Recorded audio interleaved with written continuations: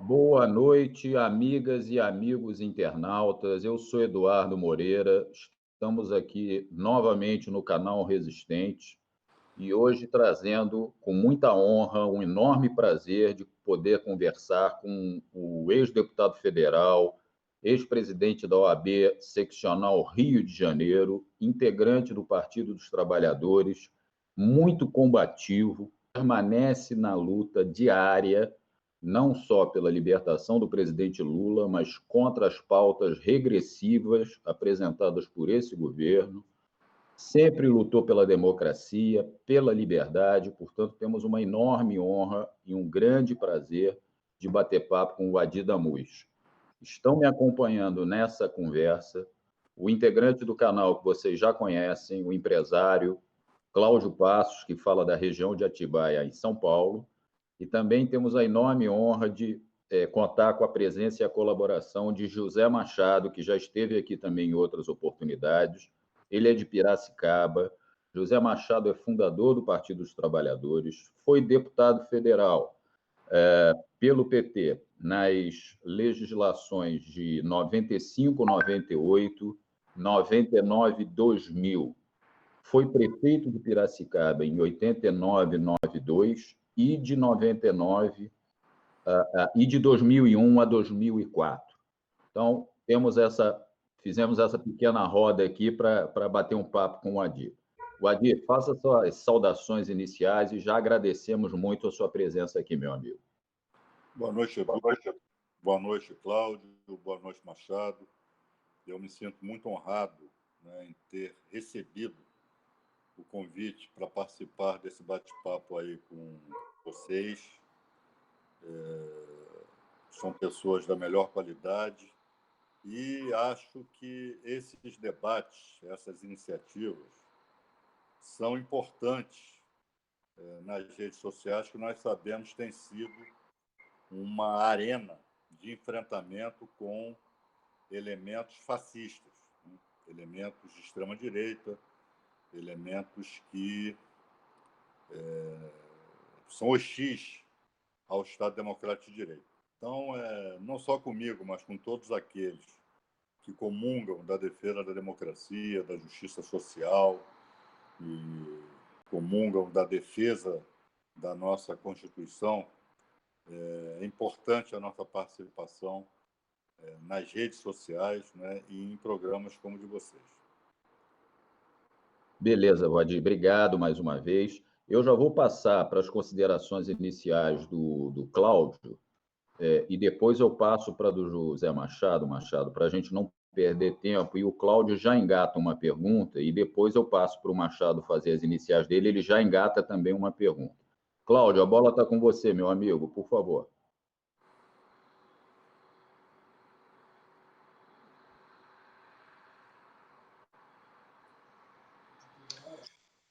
Boa noite, amigas e amigos do canal Resistentes. Apenas uma informação que não foi dada pelo Edu.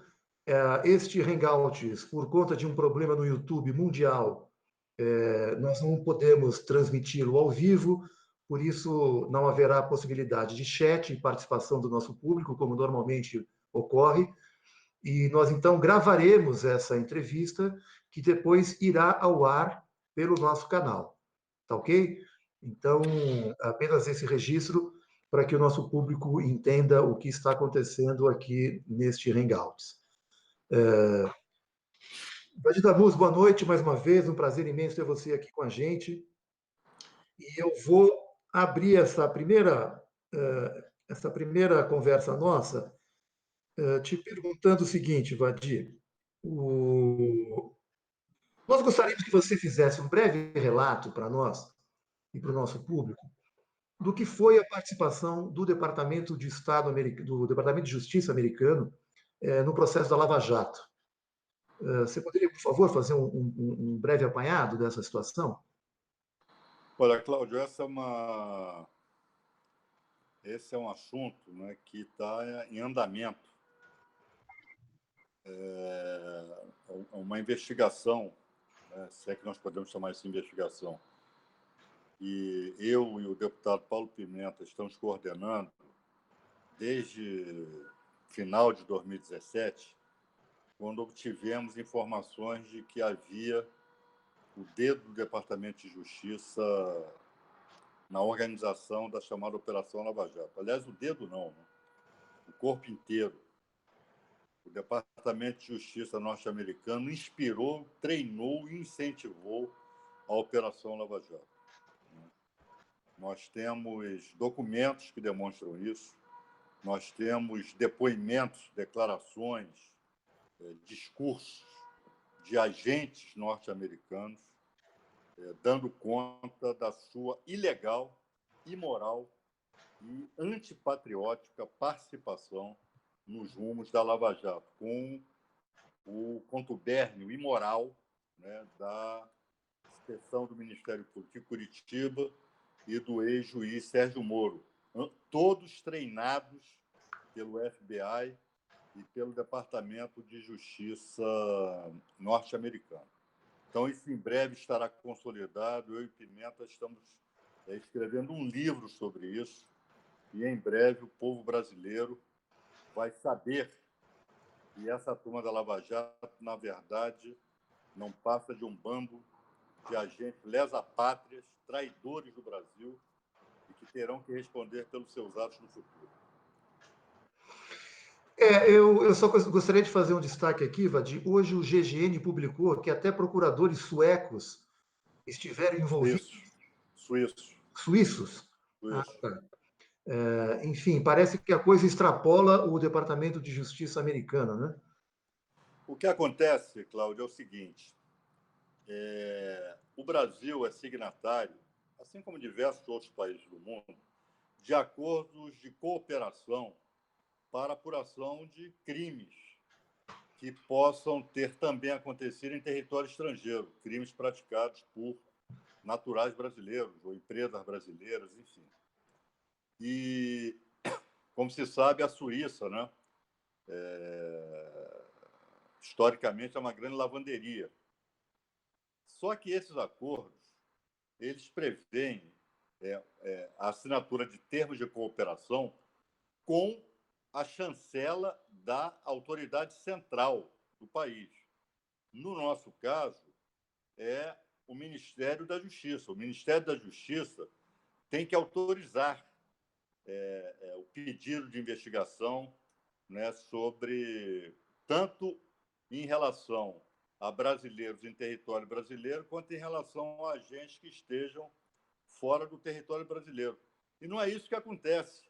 Eles firmam a cooperação diretamente com o Ministério Público do outro país, como fizeram com o Departamento de Justiça e fizeram também as próprias autoridades suíças. Já estão levantando com o Procurador-Geral da Suíça, né? Isto é absolutamente ilegal, né? Não pode. Na verdade, se o Supremo Tribunal Federal Brasileiro quisesse, anularia toda a Operação Lava Jato, ou pelo menos parte substancial da operação, naquilo em que ela se baseou, né, nos acordos nesses termos de cooperação, né, que são feitos diretamente, sem a intermediação da autoridade central. Eu não tenho dúvida, Wadi, que a Operação Lava Jato é não só antidemocrática, como ela é absolutamente anti-soberania nacional e ilegal, completamente ilegal. Hoje não se tem mais dúvida disso. Quem tiver um mínimo de noção, um mínimo de senso, vai chegar a essa conclusão. Mas deixa eu passar para o José Machado. Machado, por favor, a sua saudação inicial, engata aí uma pergunta para o nosso querido Wadi. E te agradeço mais uma vez demais estar presente aqui conosco para colaborar, Machado. Por favor, a palavra é sua. Bem, Edu, Cláudio, Vadi, eu quero dizer da minha enorme satisfação de poder estar aqui nessa bancada com vocês, recepcionando o Vadi Damu, que para mim é uma referência, um companheiro por quem eu tenho muito respeito, acompanho a trajetória dele, né? E acho que qualifica em muito, né, toda essa jornada duríssima que nós estamos travando nesse momento crucial, né, da vida brasileira. Eu não sei se vocês gostariam de aprofundar essa questão que vocês levantaram, ou se a gente muda de assunto, mas nessa questão eu apenas gostaria de saber do Vadi, se no plano do internacional, qual é a corte que estaria, digamos assim, poderia ser acionada no sentido de dar essa cobertura legal internacional para essa questão que você colocou. Eu acho que isso, eu não sei se é no âmbito da Organização das Nações Unidas, ou enfim, aonde que é que vocês estão imaginando que esse tema, no plano internacional, terá uma ancoragem nesse momento. O que você pensa sobre isso? Olha, Machado, nós estamos pensando, primeiramente, em enfrentar essa questão aqui no Brasil. Como eu disse anteriormente, nós estamos em fase de levantamento dessa participação, né, do Departamento de Justiça. E agora já se vê, não é só o Departamento de Justiça norte-americano, mas o Ministério Público Suíço, de igual forma, né, participou dessas ilegalidades, firmando um relacionamento direto de Ministério Público para Ministério Público. E nós queremos, a partir daí, quando entendermos estarem concluídas as nossas pesquisas, as nossas investigações, preparar um dossiê para o Supremo Tribunal Federal Brasileiro, né? A nossa corte máxima, porque a Constituição ela foi mortalmente violada pela Operação Lava Jato. Né? Uma série de princípios, valores, inclusive o da soberania nacional, foram hostilizados, né, de forma aberta, desabrida e confessada pelo Ministério Público Brasileiro, pelo senhor juiz, ex-juiz, né, Sérgio Moro. Para quem não sabe, agentes norte-americanos estiveram aqui em território brasileiro interrogando investigados, interrogando réus. O ex-senador Delcídio Amaral é um exemplo. E prisioneiros brasileiros da Lava Jato foram levados a território americano para lá também prestarem depoimento de forma absolutamente ilegal. Além da ação deletéria do Ministério Público, o senhor Rodrigo Janot, o senhor Deltan Dallagnol e diversos outros procuradores ali de Curitiba, que levaram informações acerca da Petrobras para os Estados Unidos, ameaçando, inclusive, a rigidez financeira da Petrobras, né? Colocar a Petrobras refém da sanha, né, de nacionais norte-americanos e do Estado norte-americano. E eu deixo uma pergunta aqui no ar para vocês e para quem está nos ouvindo e nos assistindo, né? É imaginável que um norte-americano, que um agente público norte-americano passe informações de suas empresas, sejam elas públicas ou privadas, para servir de suporte à investigação de um Estado estrangeiro? Não vou deixar essa pergunta no ar, não. Eu vou responder. É inimaginável. Isso jamais vai acontecer. Então, eu repito, esses procuradores, o ex-procurador Rodrigo Janot e toda essa turma da Lava Jato, incluindo o senhor Sérgio Moro, praticaram, do nosso ponto de vista, crime de lesa pátria. Gravíssimo. Eu acho que, de fato, nós estamos diante de uma situação que nos amedronta até, porque é inimaginável o que essas pessoas fizeram e é inimaginável como que isso não teve ainda acolhida, né? Porque muitas coisas já são evidentes. Claro que essas investigações, essas buscas que vocês estão fazendo, né? Eu acho que está em boas mãos, sua e do Paulo Pimenta. Eu acho que são duas pessoas que têm toda a credencial, toda a qualificação moral, política para conduzir isso. Eu queria, assim, nesse passo, nesse embalo, como é que você imagina que essas questões, como é que elas vão percolar, como é que elas vão repercutir, né? Como é que a gente vai conseguir, né, com esses fatos estarrecedores que estão se cristalizando na opinião pública brasileira? Como é que você imagina que nós vamos vencer essa barreira da indiferença da mídia, ou, enfim, essa barreira que também está, de certo modo, no próprio Supremo Tribunal Federal, né, de fazer ouvidos moucos para muitas das ilegalidades, né? Você, na verdade, e o Pimenta estão explorando uma vertente estarrecedora, mas que se juntam com outras ilegalidades cometidas em outros níveis, em outros aspectos, né? Então, eu acho que, aos poucos, vai se conformando um grande livro branco, né? Um grande livro branco do crime lesa pátria de que o país está sendo vítima. Eu acho que isso tem uma força, né?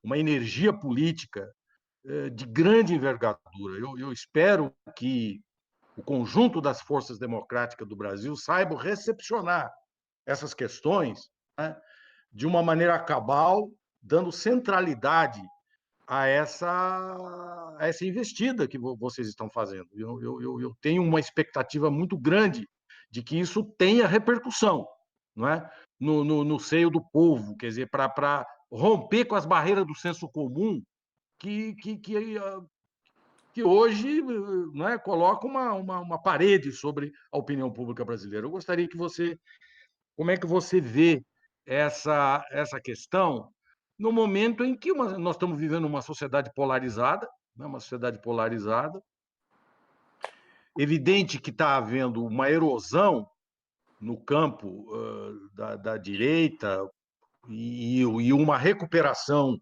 gradativa e potente das forças populares, mas como é que nós vamos fazer isso desaguar mais à frente? Eu gostaria que você um pouco pintasse para a gente um cenário, como é que você vê isso do ponto de vista político. Machado, é muito difícil, vai ser muito difícil, porque por mais consistentes que sejam os documentos, os depoimentos, enfim, os elementos probatórios de que essa interferência externa norte-americana acontece aqui no seio da Operação Lava Jato, mas todos nós sabemos que a Operação Lava Jato ela é blindada, né, pela grande mídia. Já não tem um prestígio anterior, mas ela ainda é substancialmente blindada e protegida pelos grandes meios de comunicação, particularmente pelas organizações Globo, né? Você reparar,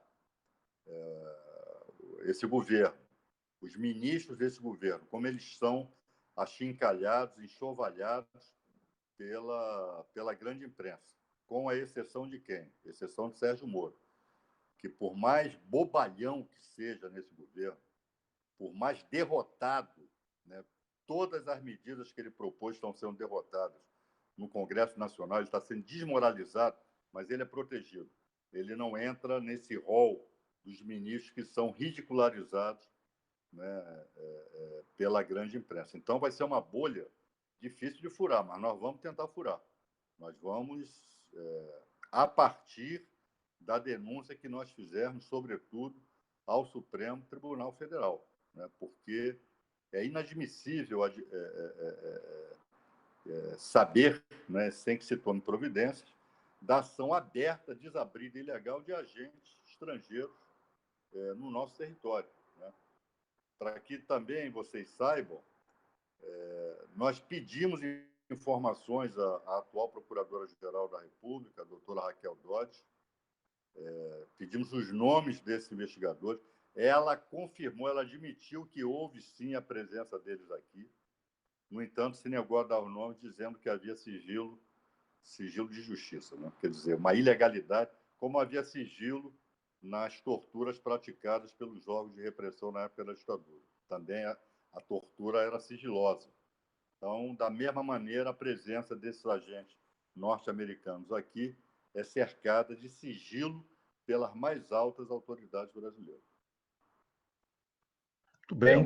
absurdo, né? Vamos lá, Realmente. Edu, eu já me dou por satisfeito. Eu acho que a visão que o Vadir está dando é muito assim alentadora. Eu fico feliz de saber que ele está com toda essa clareza e sabendo dos obstáculos que nós vamos ter. Eu acho que isso ajuda a gente a se incorporar a esse trabalho que você está fazendo, Vadir. Muito obrigado. Eu que agradeço.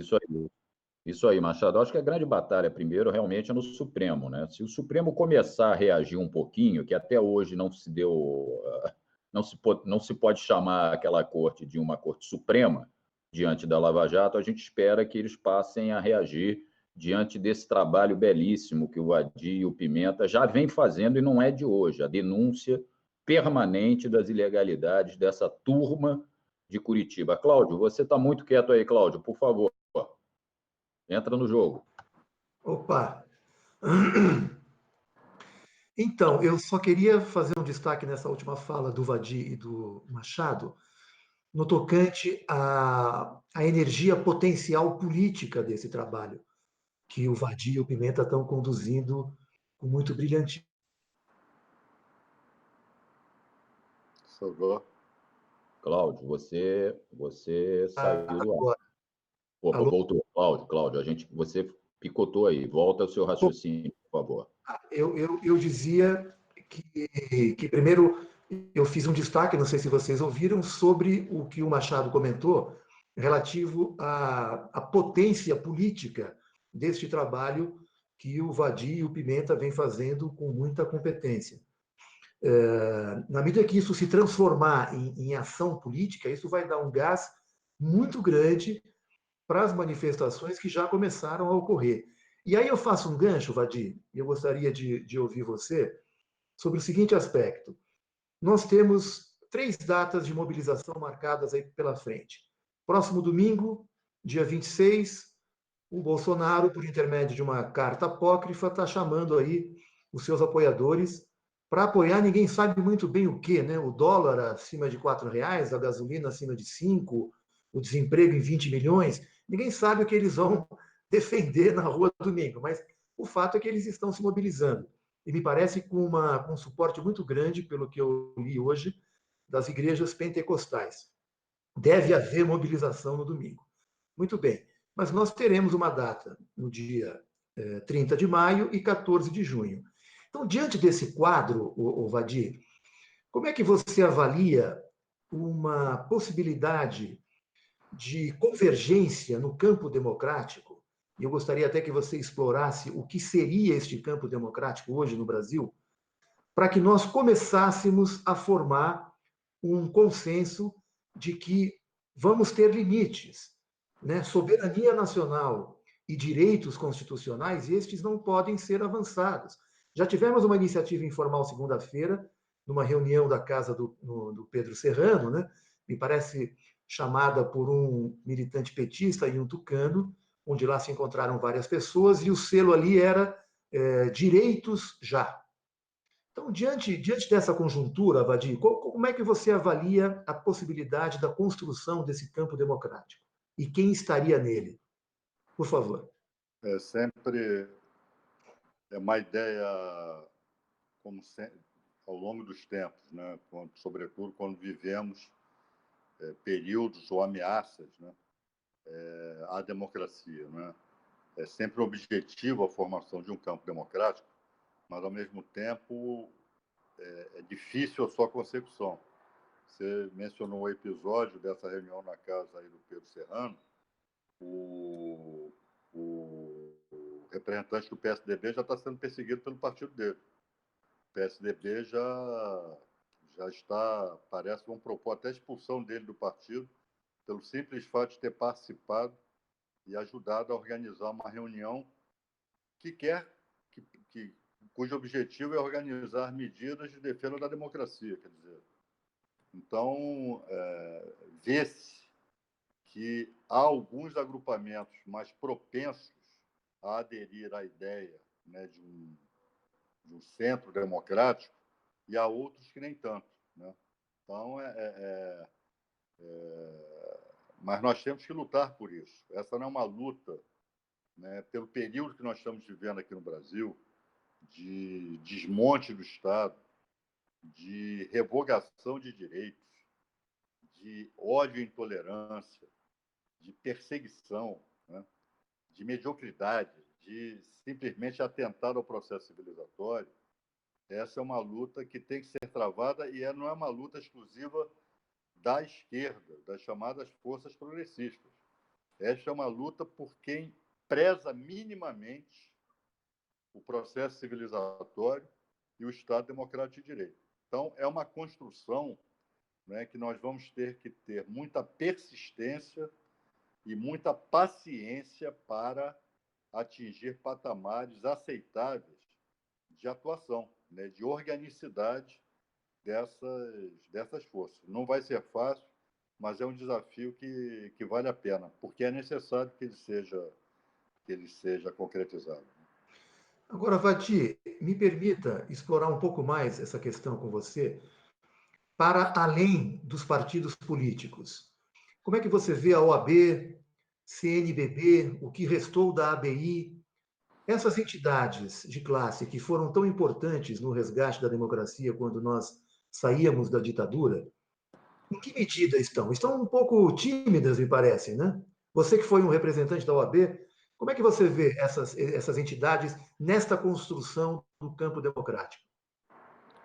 Olha, a OAB, durante um certo período, ela tornou-se devedora do povo brasileiro, tornou-se devedora de gerações passadas de dirigentes dessa entidade, no sentido da sua omissão no que diz respeito ao que estava acontecendo aqui no país. Eu posso afirmar a você, pelo menos em relação ao OAB do Rio de Janeiro, da qual eu fui presidente, e o Conselho Federal, a presidência do Conselho Federal, eu posso falar porque tenho relação de perto com o presidente Luciano Bandeira, aqui da OAB do Rio, e com o presidente Felipe Santa Cruz, do Conselho Federal, que foi meu sucessor na OAB do Rio. Essas entidades elas estão reassumindo o papel que a OAB deve ter, né? Era um papel, nos períodos em que sofremos intervalos na democracia, períodos ditatoriais, de autoritarismo, papel eminentemente cívico-moral, né, de intervenção na defesa da democracia, mas que hoje é não só isso, tem não só essa dimensão, mas tem uma dimensão legal, porque a lei que cria a OAB e rege a advocacia, a Lei 8.906 de 94, diz que é dever da OAB a defesa do Estado Democrático de Direito. Então, quando o presidente da OAB, como tem acontecido desde a assunção do Felipe na presidência, quando ele levanta a voz em defesa do Estado Democrático de Direito, ele não só está seguindo uma tradição da entidade, tradição histórica, mas também está obedecendo à lei. Ele está cumprindo uma obrigação legal. A CNBB já não tem mais daquela geração de eclesiásticos, né, que nós conhecemos, sobretudo na época da ditadura, Dom Paulo Evaristo Arnes, Dom Pedro Casaldáliga, né, Dom Aloysio Lorscheider, Dom Cláudio Rumes, né, enfim, uma série de Dom Adriano Hipólito, Dom Valdir Calheiros, que homens, né, padres, bispos, né, cardeais, que levantaram a sua voz na defesa do povo brasileiro. Eu acredito que a CNBB também esteja passando por esse período de reestruturação, né? Aqui e ali já se ouvem vozes de dirigentes da CNBB questionando esse governo, né? E a ABI também está em movimento, está em processo eleitoral. Há uma chapa de oposição que quer também resgatar o espírito, né, de atuação da ABI, eu estou me referindo à ABI. A ABI como nós conhecemos, né, em outros períodos, né, de defesa da democracia. Então, do lado da sociedade civil, e nós vimos as grandes manifestações em todo o Brasil na semana passada, eu acho que nós começamos a viver um cenário promissor. Deixa eu puxar aqui, Vadir, um pouquinho para a questão das manifestações, que o Cláudio fez a primeira pergunta. Eu queria que você focasse mais nessa chamada do governo Bolsonaro para domingo. E por que eu vou te perguntar isso? Porque tudo começou com aquela carta que o Cláudio já se referiu, aquela coisa medonha que ele publicou, que ele espalhou nas suas redes sociais.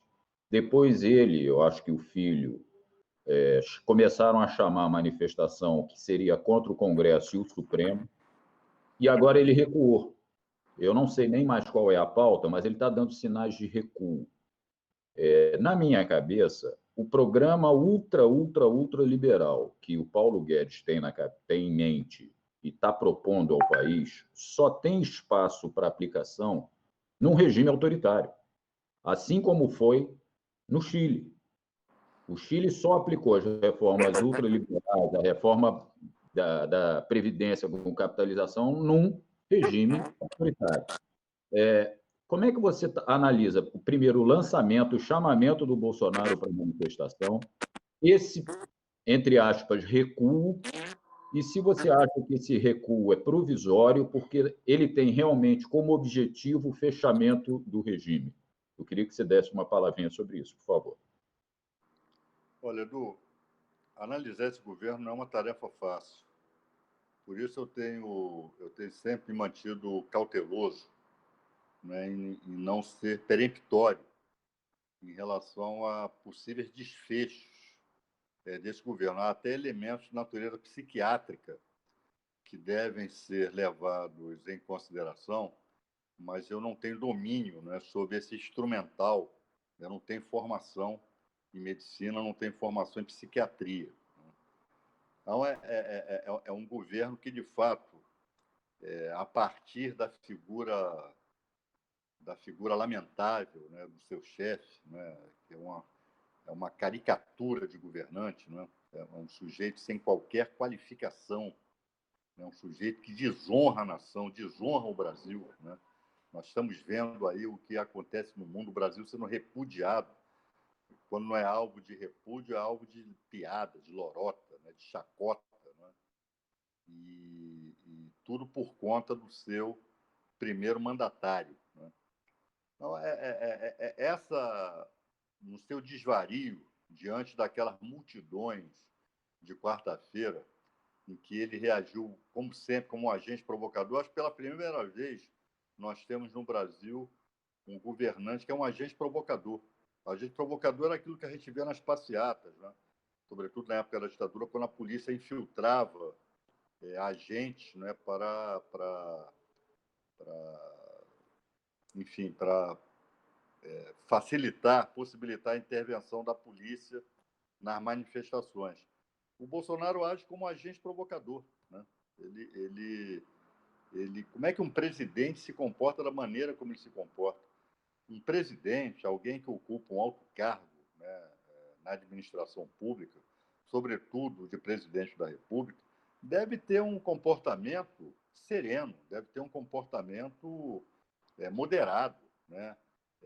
De entender os conflitos que acontecem em seu país, de procurar enfrentá-los da melhor maneira possível. O problema é que esse indivíduo não tem um programa para o país, né? A única coisa que esse sujeito apresentou até agora foi essa reforma da Previdência, né? Eu não sei o que vai acontecer depois que a reforma tiver um desfecho no Congresso Nacional, porque a única coisa, ele afirma que o Brasil só vai ser salvo se essa reforma for aprovada. Ele não tem programa industrial, ele não tem programa social, ele não tem programa ele não tem programa nenhum, né? É destruição daquilo que já foi construído e ideologia. Então, esse ato de domingo é um ato de confronto. É um ato de confronto com as instituições, né? Ele recuou porque ele sabe que ele estaria incorrendo em crime de responsabilidade se ele participa de um ato que tem como objetivo fechar o Congresso Nacional e o Supremo Tribunal Federal, né? É crime de responsabilidade que estaria sendo cometido ao vivo em cores. Então, ele deve ter sido aconselhado, sai dessa. Agora, o ato está sendo convocado. E está sendo convocado por esses setores que representam hoje o ódio a intolerância e o fundamentalismo aqui no Brasil, né? No Brasil, a luta política, a luta social, ela nunca teve esses elementos de religião, como acontece em outras regiões do mundo, como acontece no Oriente Médio, né, em certas partes da Ásia, né, certas partes da África. Aqui nunca houve isso. E esse sujeito está começando a introduzir esse elemento que é explosivo nas relações entre indivíduos, nas relações entre os povos, na construção dos países, que é guerra religiosa, né? Então, é muito perigoso. Eu espero, né, que domingo seja um fracasso. Para o bem do Brasil, eu espero que o chamado a essas manifestações não seja atendido. Que você vê, militares já recomendaram, já criticaram a possibilidade, a realização dessas manifestações. Diversos setores conservadores, inclusive dirigentes do partido a que pertence Bolsonaro, já se manifestaram contrariamente a realização dessa manifestação de domingo, né? Até aqueles grupelhos protofascistas, como MBL, etc., já se manifestaram, personalidades como Janaína Pascoal, né? Então, eu não estou falando aqui das forças dos partidos de esquerda, estou me referindo ao campo do próprio governo, né? Então, vai ser um ato de provocação no domingo. É um ato de provocação, né? Vamos ver qual vai ser a dimensão dele, né? Qual vai ser o resultado após a realização do ato, né? Mas é um ato de confronto, é um ato de provocação, é um ato antidemocrático.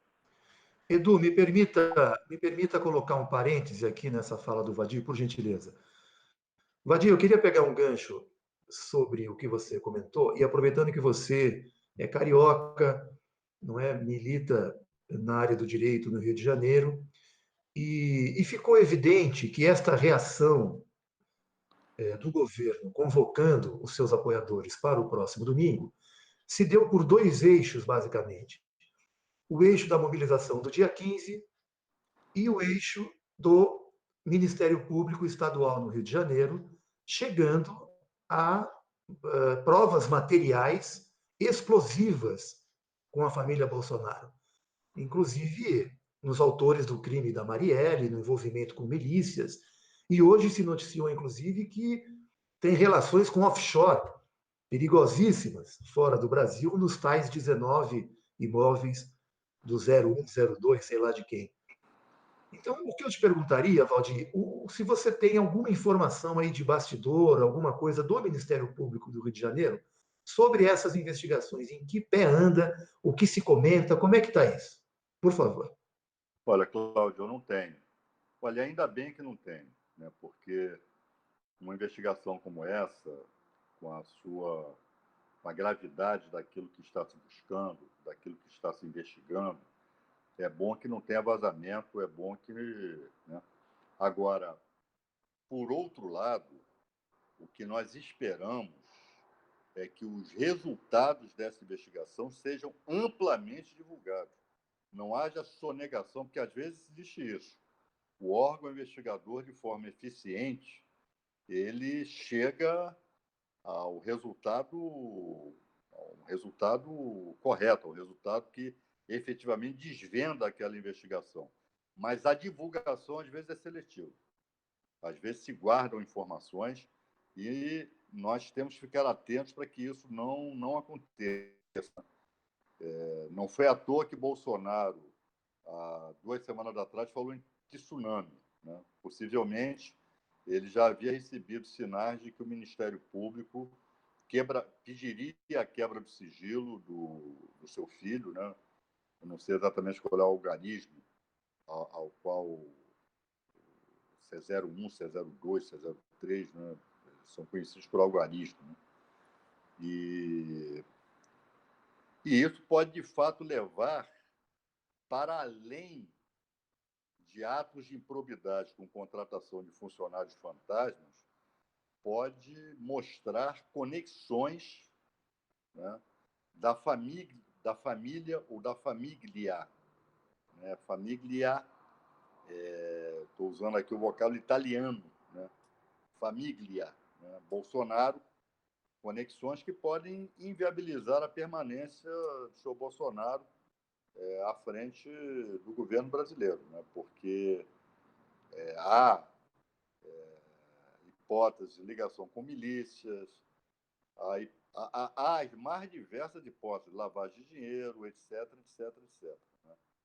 Até a primeira-dama parece estar sendo investigada. Então, de fato uma investigação explosiva. Nós temos que nos solidarizar com o Ministério Público do Estado do Rio de Janeiro, mas, ao mesmo tempo, deixar claro que estamos na expectativa de termos todos os resultados dessa investigação bem divulgados. Eu vou dar meu rápido testemunho, Vadir. Eu conheço pessoalmente o atual Procurador-Geral do Estado. O que eu posso dizer é que ele é uma pessoa muito séria, diferentemente de em outros momentos. Mas esse que está aí é uma pessoa séria. E como você, eu acho que esse é que é o ponto correto, ao contrário da Lava Jato, que sempre usou dos vazamentos como forma de achincalhe ou de suposta investigação, essa investigação não vazar é bom, desde que apresente e sejam divulgados os resultados. Machado, por favor, eu vou passar a bola para você, mas antes eu vou pedir às queridas e os queridos internautas que estão nos assistindo, por favor, deem likes nesse vídeo. Quem não for inscrito no canal, se inscreva. Muito fácil, é o botãozinho aí de baixo onde está inscrito. Inscreva-se, é só clicar, não tem que pagar nada. E, por favor, compartilhe esse bate-papo com o Vadir. Machado, por favor. Seu microfone está fechado, Machado, por favor. Estava mesmo, desculpe. Eu queria voltar um pouco atrás na questão levantada pelo Cláudio, né, e introduzir um outro elemento, né, nessa conversa. Eu gostaria de ouvir assim, a opinião do Vadir, né, que é um interlocutor privilegiado hoje do nosso partido. Como que você vê, né, qual seria uma plataforma política? Quais são os elementos estruturantes de uma plataforma política para o momento que nós estamos vivendo? Hoje eu vi na mídia que o Lula entende que a gente tem que resgatar o programa com o qual o Haddad disputou as eleições e que a gente deve brandir esse programa. É o nosso programa contra o não programa do Bolsonaro. Nós apresentarmos alternativas para a sociedade brasileira. Aquele programa tinha alguns eixos estruturantes. Como que você vê, Vadir, essa questão dessa plataforma mínima, né? E como é que você acha que ela pode galvanizar amplos setores sociais? E aí eu gostaria que você fizesse uma abordagem em cima do que você já disse, respondendo ao Cláudio, né? Colocando a questão da democracia, quer dizer, a democracia como estando no topo dessa agenda. Porque nós temos muitas divergências com as outras forças sociais que lutam pela democracia, né? Divergências de natureza econômica, de divergências, sobretudo no campo econômico, né? E veja que essa reunião de São Paulo na casa do Pedro Serrano colocou na cena, colocou na fotografia personalidades que, de certo modo, participaram do golpe contra a Dilma e estão, de certa forma, acenando com a possibilidade de participar desse leito comum. Como é que você vê isso, né? Eu acho que a gente tem que ter a generosidade de não deslizar para o revanchismo. Eu acho que a gente tem que ter a generosidade de acolher toda essa energia social que pode brotar na luta contra a barbárie. Hoje, essa é a grande clivagem, é o divisor de águas hoje no Brasil. Ou é civilização, e todos juntos vamos fazer o debate, vamos divergir, vamos disputar programa, mas respeitando a Constituição do país, o Estado Democrático de Direito, né? Como é que você vê essa complexidade e qual deve ser o nosso comportamento do campo democrático, de esquerda? Como é que a gente deve fazer para soldar essa aliança e qual a amplitude que você vê que ela deva ter? Olha, Machado, o presidente Lula, que, como sempre, mostra clarividência quando olha a cena política brasileira, ele é notabilizado por isso. Ele consegue enxergar onde muita gente não enxerga. Ele aconselhou o partido, e acho eu corretamente, a que não entrasse, pelo menos nesse momento, com o negócio de fora Bolsonaro. O que nós temos que contrapor é exatamente o aspecto que você destacou. Vamos brandir o nosso programa. Até porque o fora Bolsonaro, nós não sabemos o que vem depois do fora Bolsonaro. Nós ainda não somos uma força de milhões orgânica que possa dar um rumo. É fora Bolsonaro, mas vai ser substituído pelas forças populares. Nós não podemos assegurar isso, né? Pode ser até que nós cheguemos a esse quadro. Vamos ver o desenvolvimento aí dessas grandes manifestações, a estudantada, isso é sempre bom. Os estudantes estão em movimento, né? E os estudantes sempre foram força motriz de todos os processos de transformação acontecidos no mundo. Primeiro vem os estudantes, depois vem o resto, depois vem os trabalhadores, depois vem os intelectuais, as donas de casa, os profissionais liberais, mas linha de vanguarda, linha de frente, sempre foi a juventude, né? A juventude estudantil, né? Então, então, o presidente Lula está certo. Nós temos que divulgar o programa que teve 47 milhões de votos, claro, fazendo um ajuste aqui, outro ali. Do meu ponto de vista, a questão da soberania nacional, a questão de uma reforma constitucional que atinja, sobretudo, o ponto no que diz respeito ao sistema de justiça. Nós não podemos mais aceitar que o Ministério Público, que os aparelhos de Estado tenham essa autonomia que têm e que foram forças motrizes para a construção do estado de exceção, do estado policial que nós estamos vivendo hoje, né? A questão do meio ambiente, né? Hoje, meio ambiente não é assunto de bicho grilo, não é assunto como nós, da esquerda, alguns anos atrás, nós taxávamos aqueles, né, preocupados com as questões ambientais como chatos, né, como ecochatos, não sei o quê. Hoje é uma questão da sobrevivência da humanidade, né? Então, nenhum partido que se queira progressista pode abrir mão de ter no seu programa a questão da defesa do meio ambiente, porque é uma questão de defesa da humanidade, ela está em risco pelas políticas ultra-neoliberais, que não querem saber. São políticas econômicas e socialmente, são políticas de extermínio, né? Então, acho que eu estou muito esperançoso, coisa que eu não estava até a realização dessas grandes manifestações de quarta-feira passada. Eu hoje tornei-me novamente um homem esperançoso, né? Bom, E agora é a presença do povo nas ruas, porque essa luta que levou milhões às ruas do Brasil na semana passada, ela começou como luta estudantil. E nós vimos nas manifestações que não se limitou ao público estudantil, né? À militância estudantil, né? Diversas outras pautas já estão sendo incorporadas nessa luta que começou como luta em defesa da universidade pública, contra os cortes absolutamente imorais que esse governo quer fazer, mas está ganhando uma dimensão mais ampla.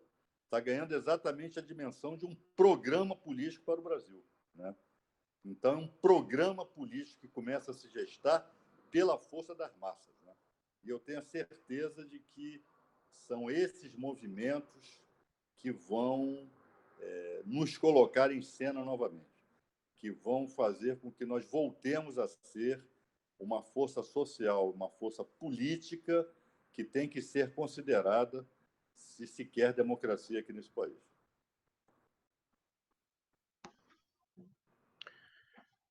Bom, é isso mesmo, Vadir. Olha só, pessoal, a gente já está chegando perto da hora, infelizmente, do término, a gente tem mais alguns minutos, e eu acho que seria muito importante a gente tratar um pouco do ex-presidente Lula. O Vadir também é um interlocutor privilegiado do ex-presidente Lula, é advogado, e tem estado com ele, eu acho que com frequência, né, Vadir? Ultimamente você tem estado com mais frequência com ele. Cláudio, por favor, a bola está contigo. Não, Machado, o seu microfone. Machado, seu microfone. Aí. Então, Vadir, eu pego o gancho do Edu e vou nessa linha da sua interlocução com o Lula. E eu queria abordar dois aspectos com você, né? Qual é o balanço que você faz das 3 entrevistas que ele fez aos jornalistas, né, do El País, Folha de São Paulo, depois para o Kennedy Alencar e, por último, para o Intercept e para o Glenn Greenwald. Eu tenho para mim, pessoalmente, que já a manifestação do dia 15, quarta-feira passada, já foi imbuída de uma fala do Lula estimulante para a garotada perceber que, se não se mobilizar, não vai garantir os seus espaços nas universidades e o seu futuro. E queria agregar também essa pergunta, Valdir, sem querer me estender, como é que você está vendo essa questão da detração do Lula, que já poderia, em tese, estar em casa, né? Num regime semiaberto. Como é que está correndo tudo isso, por favor? Olha, eu tenho estado presidente Lula, a última vez foi na sexta-feira passada. Voltarei a estar com ele no dia 6 de junho, né, juntamente com o governador Flávio Dino, meu amigo, né, que vai visitá-lo. Então, eu vou aproveitar e vou entrar lá com o Flávio. E se alguém, eu acho que todo militante do PT e todo cidadão brasileiro deveria assistir a essas entrevistas do presidente Lula, né? Porque aquilo que é falado, aquilo que é dito nessas entrevistas servem, né, de rumo, são elementos programáticos, né? Ali você vê um homem muito longe de estar derrotado, ali você vê um homem muito longe de estar deprimido, de estar desmoralizado. Ali você vê um homem com clareza política, um estadista, talvez o maior estadista vivo, né, no planeta, né, que os outros já morreram. Eu tiro até o talvez, com toda certeza, o maior estadista vivo do planeta. E que, ao invés de se colocar como um homem amargo e vingativo, se coloca como um homem que pensa o Brasil, que ama o seu país, que ama o seu povo, né, e que está vendo todo o seu legado civilizatório, né, do seu governo sendo colocado por água abaixo. E cabe ao povo brasileiro defender esse legado, né? É o que o presidente Lula tem dito. Então, o presidente Lula, ele, ao mesmo tempo em que ele denuncia a sua condição de preso político, da injustiça que estão fazendo com ele, mas, ao mesmo tempo, ele não perde a sintonia com o país, não perde a sintonia, né, com o povo brasileiro. E o que ele tem dito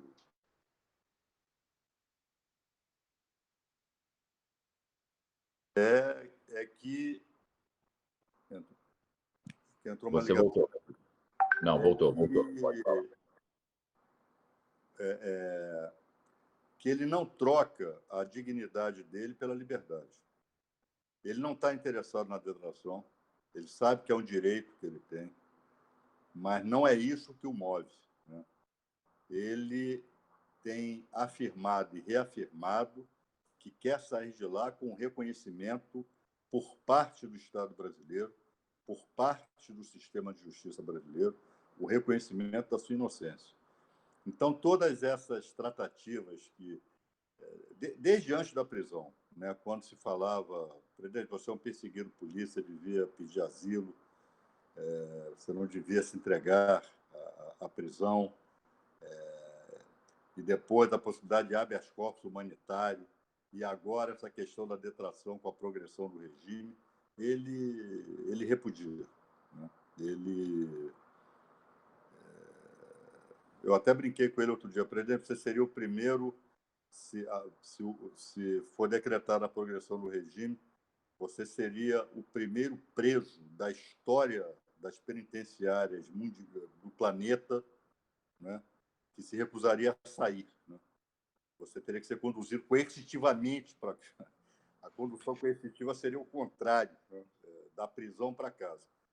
E ele se mantém muito firme em relação a isso. É impressionante a altivez, né, e a dignidade do presidente Lula, né? Ele disse que só sai de lá de cabeça erguida e com a sua inocência reconhecida. E ele sabe o que está fazendo, porque ele é um abacaxi para o sistema de justiça brasileiro.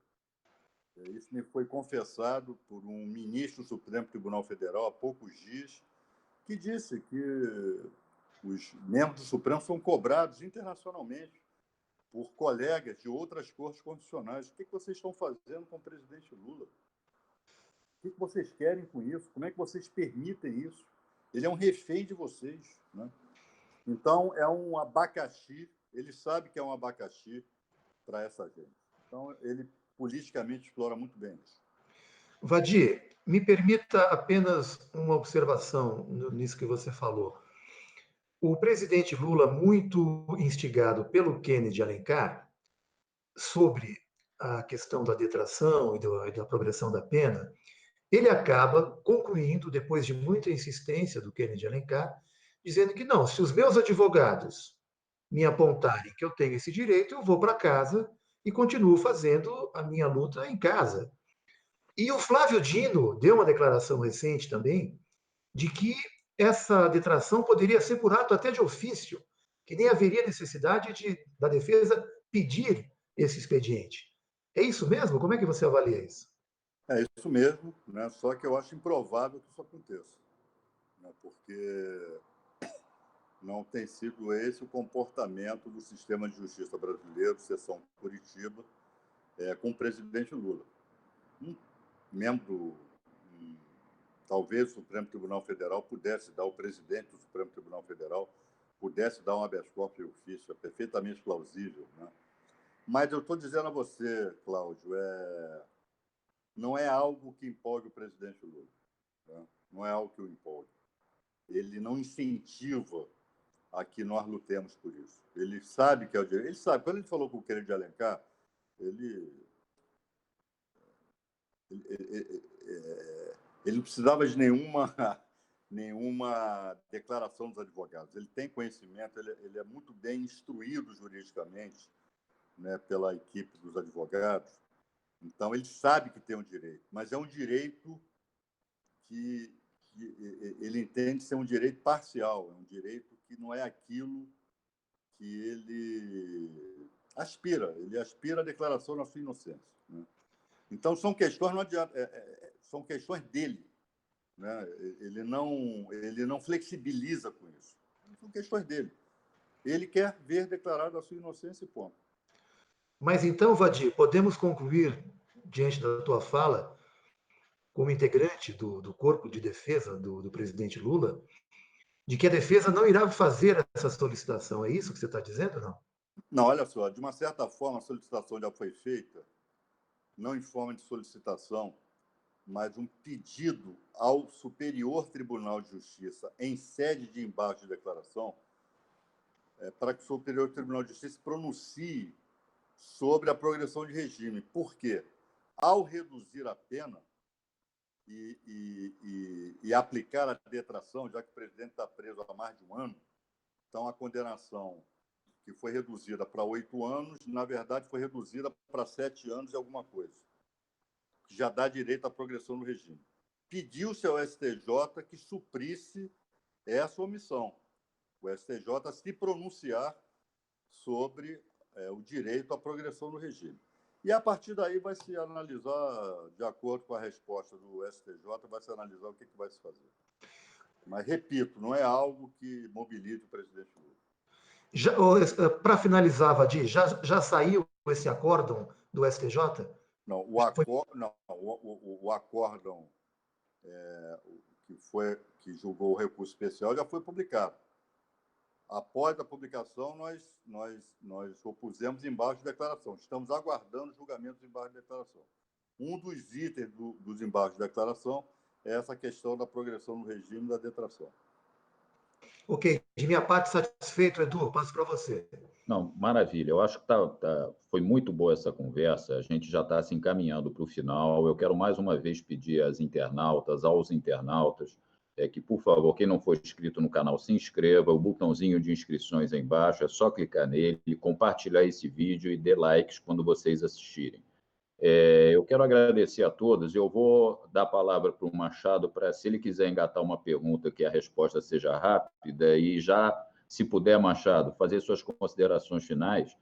Lembrando que hoje saiu a notícia daquela figura que hoje é presidente do TRF4, dizendo que parece que quer ir para a turma que julga os processos da Lava Jato, e esse que já havia se manifestado previamente pela condenação do presidente Lula antes do recurso chegar lá, no caso do apartamento. Machado, por favor.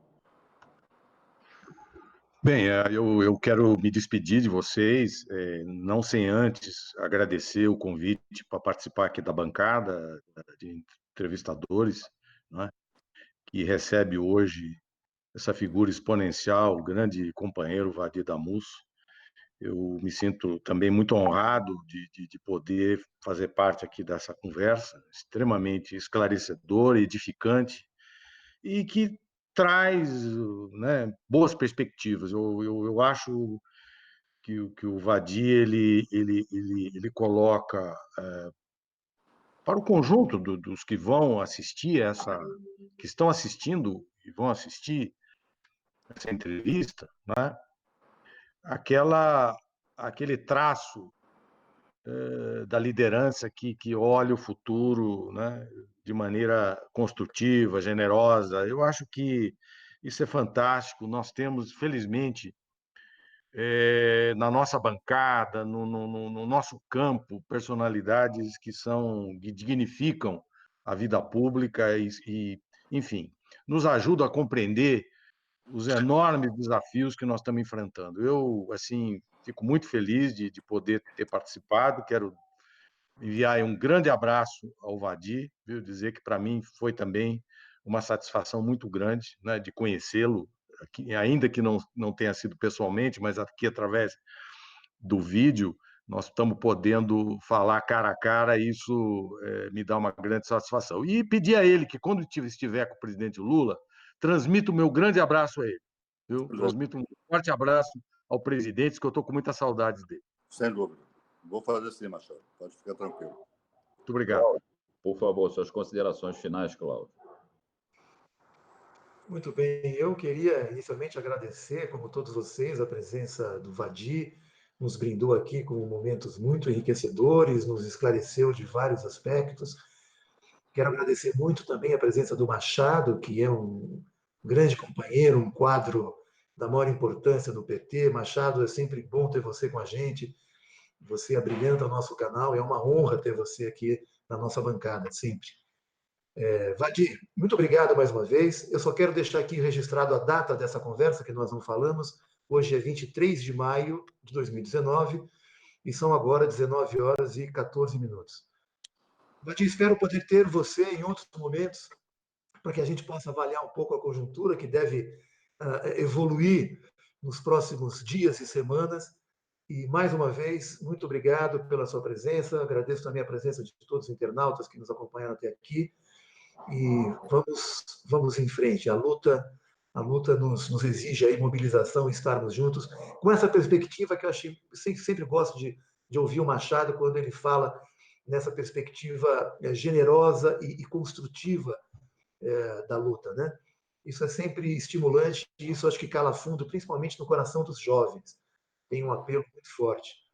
Então é isso. Vamos às ruas no dia 30 de maio, dia 14, a minha posição pessoal é: ninguém vai à rua, fica quietinho em casa, deixa eles baterem cabeça, black blocs. Ô, Vadir, você já deve estar informado, mas o Paulo Pimenta, Jandira Fegali, o Molon e mais um outro deputado foram à Polícia Federal hoje fazer uma denúncia de vídeos que estão já rolando pelo WhatsApp, principalmente, anunciando esses 4 parlamentares como provocadores de ações terroristas para o próximo domingo.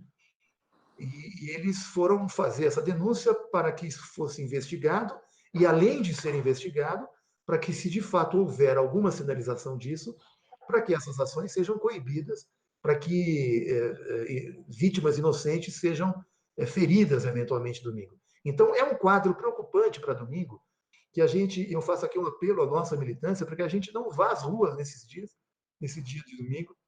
Vamos ficar em casa observando, e no dia 30 e no dia 14 de junho, sim, essas serão as nossas datas. Muito obrigado. Se o Vadir puder comentar um pouco sobre essa iniciativa do Pimenta, da Jandira e desses mais dois parlamentares, para fechar, eu agradeceria. Vadir, aproveita, por favor, você faz esse breve comentário e já faz suas considerações finais, que seu tempo aí está apertado. Obrigado. Olha, pessoal, primeiro, muito obrigado, reitero os agradecimentos aqui pelo convite, esperamos nos ver mais vezes. Eu tenho como muito importante essa nossa participação nessa trincheira. Não é a principal trincheira, a principal trincheira de quem luta por democracia, de quem luta por justiça social, é as ruas, né? Não é a internet, não é a rede social. Mas tornou-se uma trincheira também. Trincheira secundária, porém importante. Então, estar combatendo nessa trincheira é importante. É o que nós estamos fazendo aqui hoje. Vocês podem contar comigo para outras ocasiões. Em relação ao que vai acontecer no domingo, eu concordo. Acho que a gente tem que ter cuidado. Não vamos nos misturar com essa gente, né? São agentes provocadores, né? E a iniciativa aí do Pimenta e meus outros colegas parlamentares está correta, né? Foi um ato de provocação, né? De querer imputar a eles atos, né? Nós sabemos que nenhum deles, nenhuma delas tem esse tipo de perfil, de comportamento, né? São parlamentares que se valem da palavra, né, para exporem as suas ideias, e não de outros expedientes, né, que são comuns, são próprios deles, esses que vão às ruas lá no dia 26. Então, muita tranquilidade,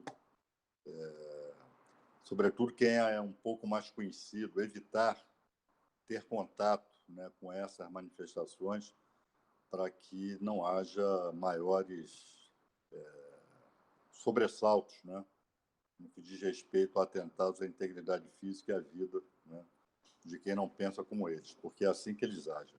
São intolerantes, têm como esteira o ódio, né, e essa não é a nossa praia, essa não é a nossa luta. Mais uma vez, um forte abraço. Quero comunicar também que já somos colegas no YouTube. Eu já hoje abri o meu canal no YouTube, e em breve também estarei realizando aí alguns bate-papos, né, pelo YouTube. E as transmissões que eu faço ao vivo aos domingos na minha página no Facebook, simultaneamente serão também transmitidas no canal do YouTube. Tá, Edu, muito obrigado pelo convite, forte abraço, boa noite a todos vocês, Machado, Cláudio, né, e muita luta, muita persistência, porque nós haveremos de superar esse momento tão trágico que o Brasil atravessa. Então, um abração para vocês. Vadir, muito obrigado mais uma vez pelo seu tempo. Foi uma honra e um enorme prazer estar contigo aqui. Esperamos contar outras oportunidades. E já quero pedir para o nosso público se inscrever no canal do Vadir. Ele já está aberto. Por favor, pessoal, vamos lá nos inscrever. Vadir, muito obrigado. Povo brasileiro, domingo não é dia de ir à rua. Vamos contar os fascistas que estarão nas manifestações. Espero que sejam poucos. Isso. Dia 30 e dia 14 de junho são os nossos dias. Vamos resistir. Lula livre. Muito obrigado, Machado, Cláudio e Vadir. Obrigado, pessoal. Um abraço. Tchau.